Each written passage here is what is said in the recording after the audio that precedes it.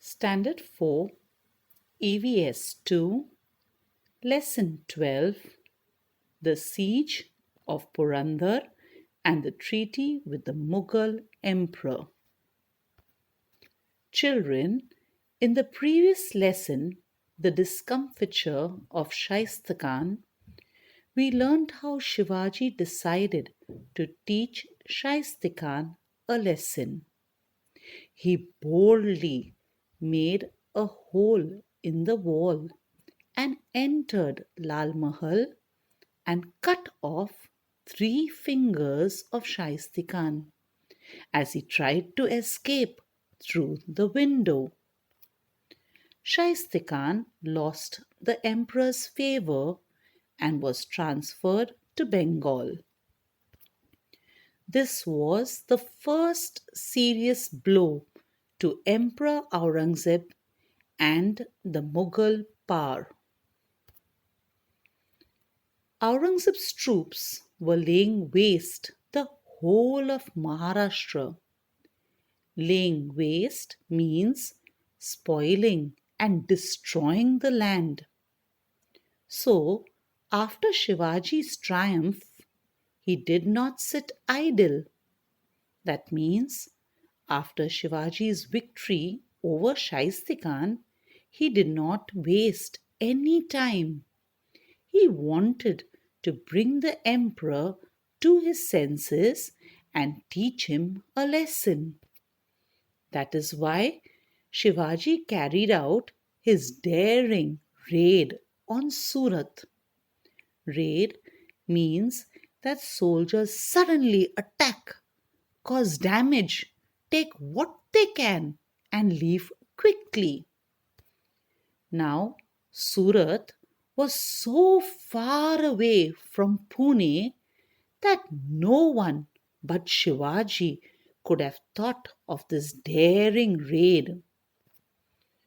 Surat was then a great center of trade in the Mughal Empire and a very rich city. Shivaji carried out the raid successfully and brought home a booty worth lakhs of rupees. Booty means things of value, and Shivaji brought back from Surat things worth lakhs of rupees. Shivaji did not forsake ethics in the raid on Surat. Forsake ethics means even though Shivaji took things of great value, he gave strict instructions to his soldiers to spare the churches and mosque, and he did not show disrespect to women. The news that Shivaji had raided Surat reached Aurangzeb quickly, and this raid on Surat drove Aurangzeb into a furious rage. That is, he became very angry. He now decided to put an end to the Maratha kingdom. He ordered his great general Mirza Raje Jai Singh to humble Shivaji, that is, to teach Shivaji a lesson.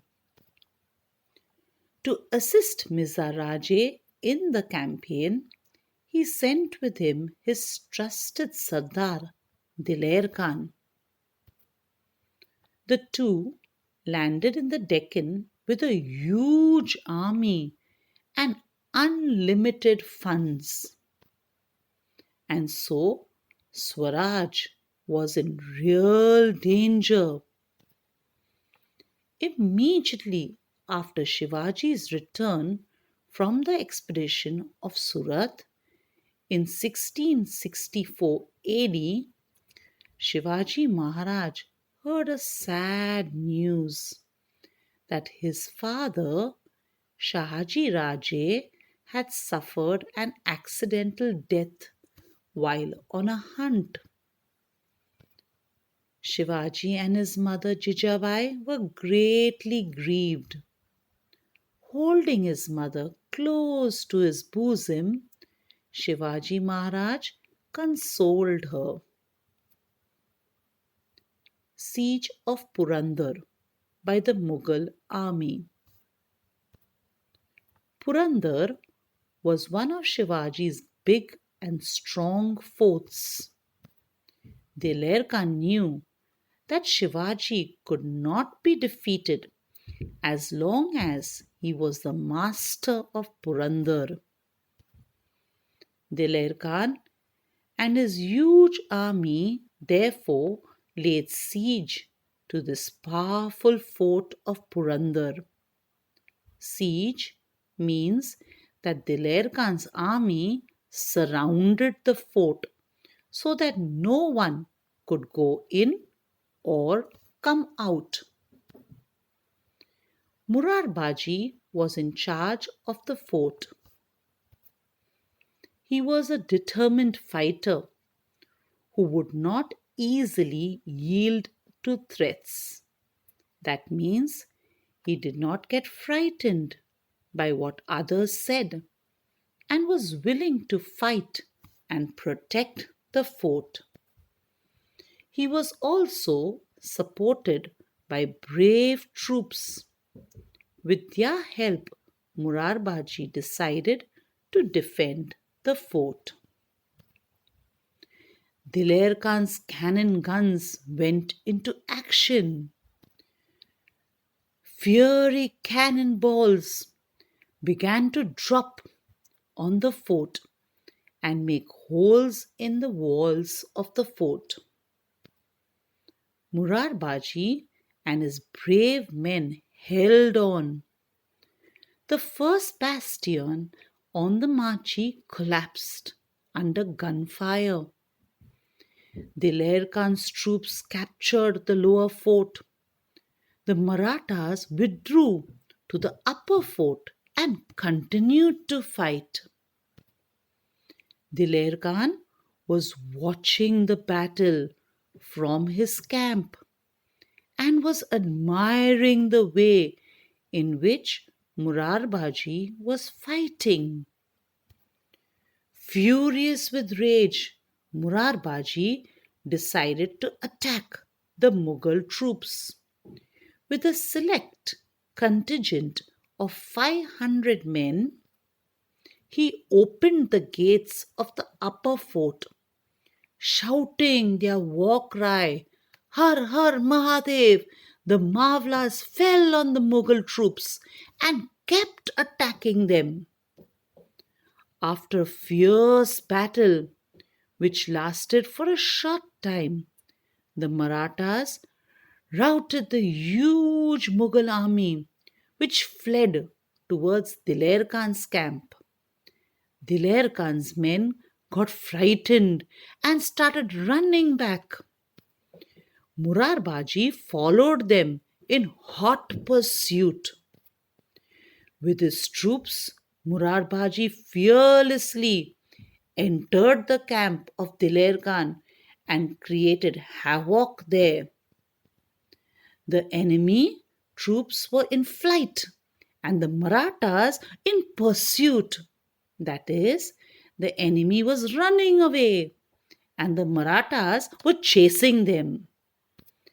Cries and shouts filled the whole of Diler Khan's camp. When Murarbaji and his Mavlas entered Diler Khan's camp, many of Diler Khan's soldiers were fast asleep and were caught unawares. In great hurry, Diler Khan mounted his elephant and looked ahead. Now, do you know why Diler Khan quickly sat on the elephant? Yes, because from that height he could then see what was happening around him in his camp. And when he mounted his elephant, he saw Murarbaji hacking the soldiers to pieces. That is, cutting down the soldiers into pieces. His sword moved with lightning speed, cut throats, broke heads, and pierced the hearts of the enemy. No one could stop him or hold him in check. Diler Khan watched in admiration his great deeds of bravery and incomparable valor, as he had never seen someone who had fought with such determination, strength, bravery, and with such speed. Seeing Diler Khan, Murarbaji asked his troops to attack in full force and himself advanced towards Diler Khan. Whoever tried to obstruct him was cut to pieces. The Mughal troops at last surrounded Murarbaji on all sides, and most probably they could have killed Murarbaji. Just then, Diler Khan shouted, "Wait! Hold back your swords!" The Mughal troops halted and moved back a little. Then Diler Khan told Murarbaji, "Until now, I have not seen a swordsman like you. You come over to our side. I promise you complete safety. The emperor will make you a sardar and reward you with a jagir." Diler Khan wanted Murarbaji to leave Shivaji and get him to serve Emperor Aurangzeb. Do you think Murarbaji would do this? Would he leave Shivaji for a jagir? No, he wouldn't. His eyes red with anger, Murarbaji said in return, "We are the loyal servants of Shivaji Maharaj. Who wants to buy safety from you? Why should we come over to your side? And who wants your emperor's jagir?" He then moved forward in the direction of Diler Khan and again started attacking his soldiers.